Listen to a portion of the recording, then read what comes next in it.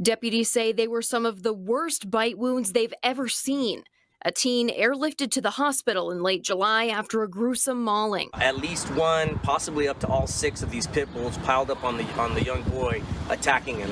According to Bexar County Animal Control, these dogs were not registered as dangerous, which means they didn't have any requirements for their enclosure, their identification, or insurance. We deal with a lot of things. Stan Jordan revealed that there are actually no dogs registered as dangerous in the county. And to his knowledge, there never have been. I mean, we ate a lot of bites, but not a lot of them in the county have risen to the level where we have to really look at this. I do think a lot of people would be surprised to hear that there aren't as many dangerous dogs registered in Bexar County, where the city has more than 100 at any given time.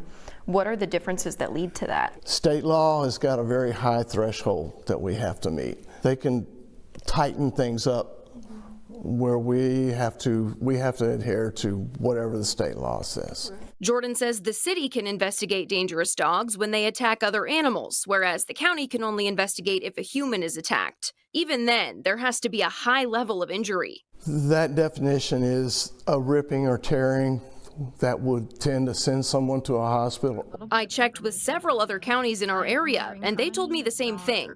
No dangerous dogs are registered in Kendall, Medina, Atascosa, or Guadalupe counties. Most officials told me that if a dog's level of aggression escalates to that point, the owners usually give them up. And that solved the problem. It's a stark contrast to the numbers for the city of San Antonio, where 113 dangerous dogs were registered in May.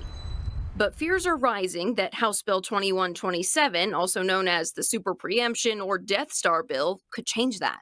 The unconstitutional vague language of House Bill 2127 takes the power away of self-government from home rule cities. City officials say we don't know the exact impacts because of the vague nature of this bill, but it could roll back ordinances that go further than parts of state law, and that could include dangerous dog protocols.